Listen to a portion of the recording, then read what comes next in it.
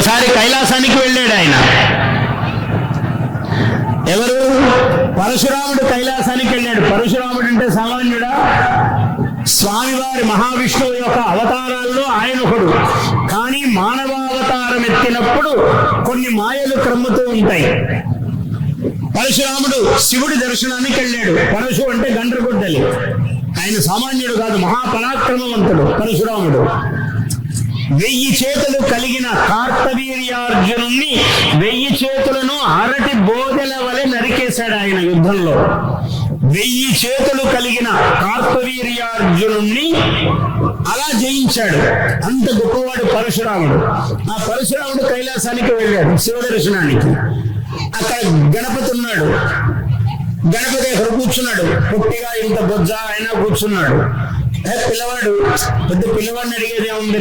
మనం కూడా అంటుంటాం కదా, నేను చాలా ముఖ్యుడండి, లోపల మీ చైర్మన్ గారికి బాగా తెలుసు అంటే వాడు పిల్లవాడు పాప నిన్న మొన్న వచ్చాడు, వాడితో ఏముంది అని అంటుంటాం.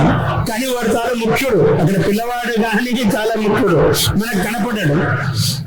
అందుకని పిల్లవాడు కదా ఏముందని పోతుంటే నందీశ్వరుడు ఉన్నాడు అన్నాడు.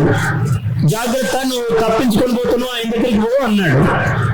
అంటే ఈయన పోతున్నాడు పట్టించుకోకుండా. గణపతి ఒక్కసారి తొండలు ఇలా తిప్పి ఆయన్ని పట్టుకొని ఇలా ఎత్తాడు పరశురాముడిని. ఊర్ధ్వలోకాలన్నీ ఆయనకు ఊపిరాడంత పని అయింది. తొండంతో చుట్టాడు, పైకి ఎత్తాడు. ఆ తొండం అనంతం, ఎక్కడికి ఎత్తుతున్నాడో అర్థం కాలేదు.